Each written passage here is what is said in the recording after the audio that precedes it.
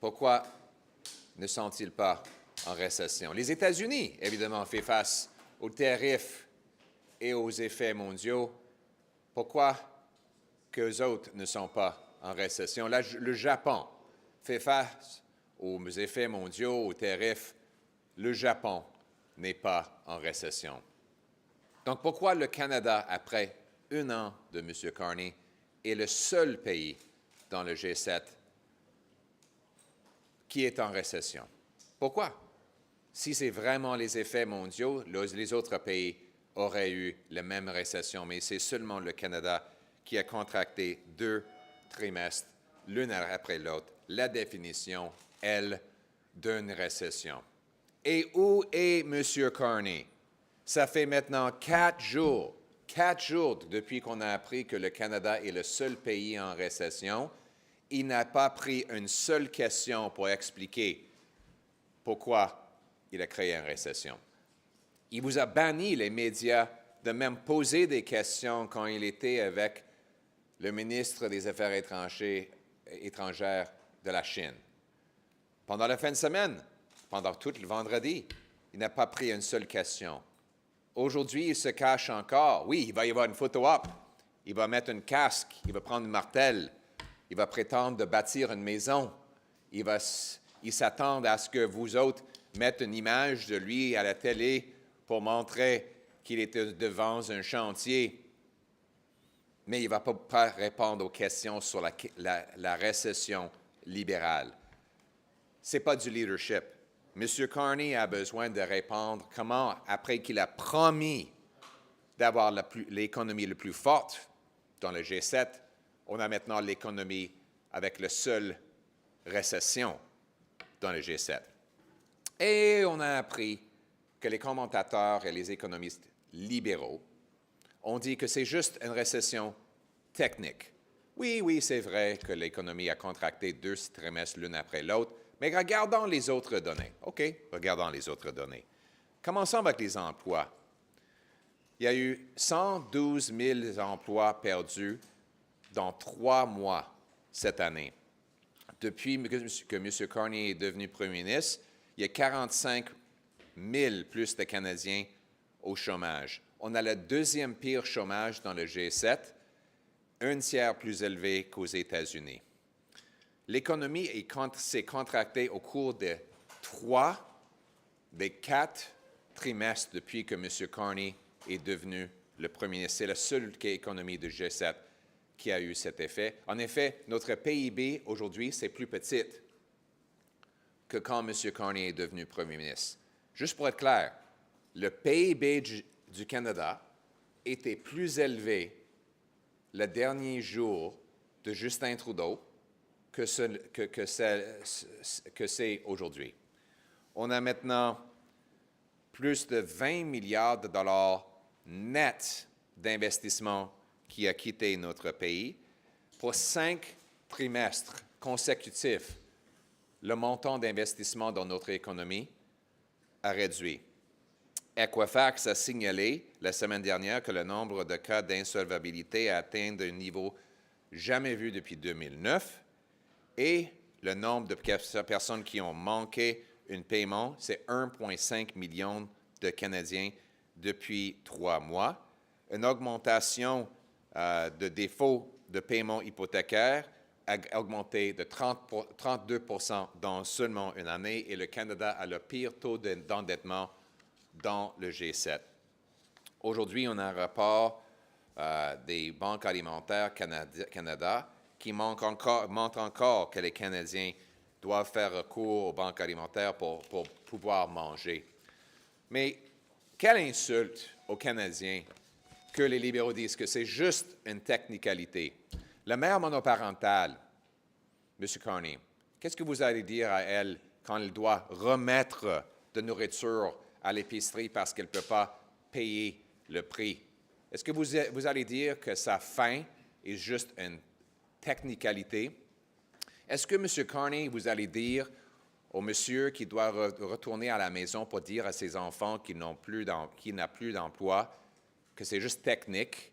Est-ce que vous allez dire, M. Carney, que le jeune couple qui ne peut pas acheter une maison malgré le fait qu'il travaille sans arrêt que c'est juste technique. Non, c'est vrai. C'est la vraie vie des Canadiens après 1 an de votre leadership, après 10 ans des libéraux. C'est pour ça que nous revendiquons un débat d'urgence pour renverser les politiques libérales qui ont causé la seule récession dans le G7, pour proposer des solutions, l'élimination des lois anti-développement, couper le coût exorbitant de ce gouvernement, réduire les taxes sur la construction de logements, sur le travail, sur l'investissement et sur l'énergie, libérer notre économie en enlevant le paperasse. C'est comme ça qu'on peut convertir la récession libérale en croissance canadienne. C'est comme ça qu'on va rendre notre économie abordable chez nous, forte chez nous et sécuritaire chez nous. Thank you very much for being here, everybody. Now in English. France is facing tariffs and global economic uncertainty. France is not in a recession. The United Kingdom is facing tariffs and the global energy price increase, and the United Kingdom is not in recession. Germany and Italy are facing global economic effects and tariffs. They're not in recession. Japan is facing tariffs and the global economic economy. Japan is not in recession. The United States is obviously facing tariffs and global economic factors like high energy prices, and the United States is not in recession. So why is it that only Canada, after a year of Mark Carney, is in a recession today? Well, you could ask him that question, but he won't take any of your questions. He's hiding from you. It was Friday morning that we learned that Canada's economy was the only one in a recession, the only G7 economy. And what has Mark Carney done since? He's been in hiding. Oh, yes, he let you in for 30 seconds to have a little picture of him with the Chinese foreign minister. Then he hid for the rest of the weekend. Today, he's going to let you show up and take a picture of him wearing a hard hat and carrying a hammer around, pretending he's a carpenter. But he won't have time to take questions on how he created the only recession in the G7. Question period, where normally prime ministers go to answer, especially in a moment of crisis, when the economy has fallen into the only recession in the G7. You would expect him to be there, to be accountable, to show his incredible economic brilliance, but he's not showing up for question period either. While Canadians are starving, losing their jobs, and missing mortgage payments, and Mark Carney has created the only G7 economy in a recession, he is hiding from accountability. Now, Liberals are saying it's only a technicality. Sure, it meets the back-to-back declining GDP, quarter after quarter definition that you find in any textbook, but that's just an economic fluke. Look at the other data. So let's do that. Let's start with jobs. In the first 3 months of this year alone, under Mark Carney, Canada's lost 112,000 jobs. There are 45,000 more unemployed Canadians than there were when Mark Carney became Prime Minister. We have the second highest unemployment in the G7, a third higher than in the U.S. Let's move from there to business investment. Remember all the investment Mark Carney was going to bring us? For 5 consecutive quarters, investment has declined in Canada. There's $20 billion in net investment that has left since he took office. In fact, there's been, when it comes to investment, we have the worst investment per capita of any country in the G7 under his leadership. And by the way, that stacks on top of the $1 trillion of net investment that had already left in the prior 10 years of the Liberal government. And that investment then flows into people's ability to pay their bills. So let's look at that. Equifax put out a data last week showing that insolvency rates have now reached their highest level since 2009, up 19% year over year under Carney. 1.5 million Canadians missed a minimum debt payment in the first 3 months of this year. Mortgage delinquency rates are up a third in 1 year. And Canada under Carney has the worst household debt of any country in the G7. Just today, the Food Bank's Canada report came out showing, and I'm quoting, something fundamental has shifted in Canada. 1/4 of people are food insecure. That's 1 in 4 people who struggle to access the food they need to be at their best. This sharp rise in food insecurity is not a surprise to the Food Bank network, which has seen demand increase year over year, with visits doubling across Canada since 2020. A country cannot be strong and resilient when so many people are struggling to pay their essentials. Too many people have incomes that do not meet the cost of living. For one thing, a job is no longer enough to ensure a reliable pathway to stability. Keeping up with rising food costs has become more difficult, even for those who are employed, who now make up 1 in 5 food bank clients. 4 in 10 Canadians are now spending more than 30% of their income on housing, and that number is the threshold to determine that they cannot afford the homes in which they live. The share of people reporting difficulty in accessing care rose steadily from 19% in 2023 to 24% in 2026. So Mr. Carney says we're not in a real recession. He sent out his Liberal commentators and economists to say it's just a technicality. Mr. Carney, I have a question for you, and I hope that you'll have the courage to actually look Canadians in the eyes today and be accountable for your recession. The single mother who has to turn back items at the grocery checkout because she can't afford to pay for them, are you going to tell her that her hunger is just a technicality? Are you going to say to the man who goes home to his kids in Windsor tonight to say that he's lost his job and they're going to have to sell the home, that's only technical? Are you going to tell that young couple that work every day but still can't move out of that 400 square foot apartment that their inability to own a home is just technical? Or are you going to own up for the recession that you created and get into the House of Commons and do your job to reverse the Liberal policies that have made us the only economy with a recession in the G7? We as Conservatives are here to work. We have a plan to reverse the Liberal recession, get rid of the anti-development laws, cut the red tape to unlock our businesses so that they can grow higher and pay more wages, cut the bureaucracy, the consultants, the foreign aid, the handouts to phony refugees, the corporate welfare to Liberal insiders, close the tax loopholes that Mark Carney uses to avoid paying his taxes so that we can reduce them for everyone. Use that money to bring down inflationary deficits, taxes. Let's cut taxes on work, investment, savings, home building, and energy so that we can unlock our economy and be the fastest growing in the G7. That is how we're going to make Canada affordable at home, secure at home, and strong at home. Thank you. Anti-Semitism, what would you like to hear from the Prime Minister this evening? He should start with a big apology. We've seen, after a decade of Liberal government, a nearly 200% increase in hate crimes. The Liberal Party has set to divide Canadians one against the other. They have let in terrorists and anti-Semites through our policy of open borders. Their soft on crime policies allow violent anti-Semites to be released back onto the streets to terrorize Jewish communities. And then Liberals have stoked this anti-Semitism by saying one thing in a synagogue and then saying exactly the opposite in a mosque to divide the communities against each other. Mark Carney should lay out an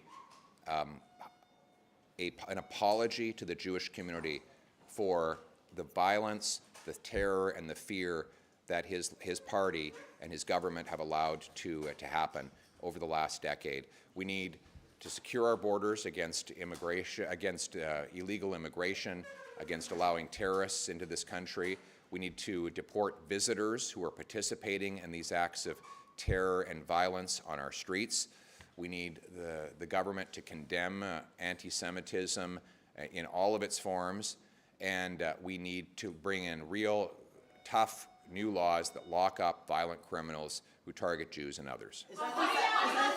Oh, by the way, I should also add, we should get rid of the 700 IRGC officials that Global News says are in Canada, because much of the anti-Semitism is being fomented by Iranian government officials that are dividing our communities and acting dangerously on our streets. Mark Carney's government has only deported one IRGC official, even though we know there are at least 700 here. He should do his job, get CBSA, the RCMP, and the other law enforcement to kick these terrorists out of our country.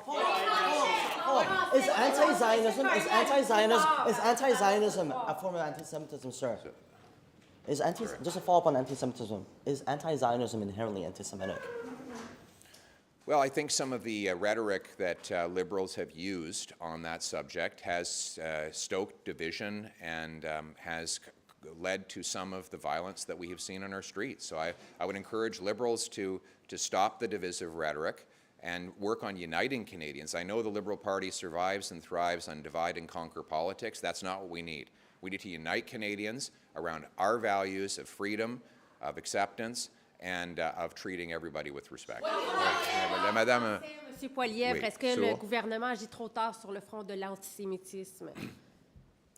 M. Carney devrait commencer en s'excusant pour son parti qui a permis à l'antisémitisme d'élargir. Les politiques libéraux ont divisé un groupe contre l'autre. Leur politique d'immigration massive sans contrôle qui permet des terroristes, des criminels, des antisémites de venir au Canada a contribué à la violence. On a vu une augmentation dans les crimes liés à la haine, a augmenté de plus de 100%. Et moi, je pense que M. Carney devrait s'excuser au nom de son parti pour avoir causé ce phénomène. On doit renverser la politique, on devrait renforcer nos frontières, empêcher des terroristes et des antisémites de venir au Canada, mettre des criminels en prison en éliminant les lois libérales et expulser les membres de l'accord islamique de l'Iran, dont il y a 700 ici au Canada, qui provoquent la violence contre les Juifs et des gens perses ici au Canada. On devrait rétablir les valeurs canadiennes, ce qui permettent la tolérance et la liberté pour tous les groupes. What do you think? What would the impact on Alberta be if the province decides to separate? Well, it would be bad for both Alberta and Canada, and it really makes me reflect on the fact that 10 years ago, under the Conservative government of which I was a part, support for separation was zero. In fact, there have only been 3 referendums to separate from Canada, and they've all happened under Liberal governments. When Conservatives are in power, we unite the country. In fact, even in Quebec, 10 years ago under Stephen Harper, the separatist movement was wiped out. Le Parti Québécois and the Bloc Québécois were on their last leg, but 10 years of divide and conquer, centralist Liberal government that seeks to control everything in Ottawa has reignited those divisions. And Mr. Carney's got to start to take responsibility. He's the Prime Minister. It's his job to unite the country, not to wag his fingers, but to actually bring people together and explain how he's going to make Albertans, Quebecers, and all Canadians fully united in this country. On Mr. Khan's trip to the United States, have 3 rounds of trade talks set. They've wrapped up the first one. What do you think about where Canada is? And if you were Prime Minister, what specifically would you do on that file? Well, where is Mark Carney on trade with the U.S.? Nobody knows. I mean, and it depends what time of day you ask. I mean, one day he says he wants a full and complete rupture with the United States. The next day he says he wants to make America, in his words, great again. So which is it? He says one day that he thinks integration has made us subservient, and then another he says he wants more integration. Mark Carney's been hiding from the negotiating table for the last 6 months while the Mexicans have been eating our lunch. As Mr. Carney likes to say, if you're not at the table, you're on the menu. And right now, because Carney's been hiding from the negotiating table, he's made all of us on the menu while Mexico and the United States advance their interests at our expense. Frankly, I'm the only leader who actually has published a plan to deal with the Canada-U.S. renegotiations. I've said we need to build up our leverage, which includes our natural resources of oil and minerals, create a national reserve of those minerals, and then tell the Americans that they could potentially have privileged access to buy those minerals in times of need in exchange for tariff-free access to their markets. My mission will be a tariff-free trade arrangement, tariff-free on autos, aluminum, steel, lumber, and everything else, reciprocal free trade, using our resources as leverage in order to get that. And that is what we need to get to do right now. because the Mexicans are eating our lunch. Est-ce que vous pensez que c'est grâce à vous que M. Carney fait une annonce pour annoncer des mesures au sujet de l'antisémitisme ce soir? Est-ce que c'est grâce à vous, votre pression? Probablement. J'ai mis beaucoup de pression pour défendre la communauté juive depuis longtemps. En même temps, on n'a pas besoin des annonces et des discours. Je sais que M. Carney aime ça, donner des discours. On a besoin des résultats. On a besoin des synagogues qui ne sont pas ciblées par des tirs de fusil et les feux. On a besoin d'un Canada où les Juifs peuvent fièrement montrer leur foi et leur tradition sans crainte. C'est le résultat dont on a besoin, pas des annonces et pas encore un autre discours de Mark Carney. AI investment in infrastructure development has been credited with keeping the U.S. economy out of a recession. The government's AI strategy is expected to come out this week. Do you think Canada needs to focus more on attracting AI investment and infrastructure development to try to achieve similar results for our economy? Well, I think Mark Carney and the Liberals need to get out of the way. What will bring the AI infrastructure? Affordable energy. If you do, for example, a ChatGPT search, it consumes about 9 times more electricity than a Google search. These massive data centers require enormous amounts of energy, which means that we have to expand natural gas, nuclear, and hydroelectricity. What's standing in the way of that? The answer is a costly, liberal regulatory regime that blocks things from getting built. We need to repeal C-69, get rid of the industrial carbon tax, so that we can power the future of data centers and compute and become a superpower in both resources and AI. What do you make of Carolyn Finlay's victory in BC, and what does it mean for your federal party and BC politics in the future? Well, I congratulated Leader Finlay on her victory. I want to thank her for her very public and consistent support of me and my leadership over many years, something she did emphasize during her leadership race. And I think that what British Columbians want from her leadership is what she ran on and what Canada needs. We need an affordable British Columbia with safe streets, where the economy is self-reliant. We need to lock up criminals, cut back on the cost of government, reduce deficits, ban drugs, support parental rights, all things that Caroline Finlay ran on, and I hope that she succeeds. Can I ask you on the economy? For the USMCA July 1st review, and what's your expectation out of Dominic LeBlanc, who is headed to Washington this week?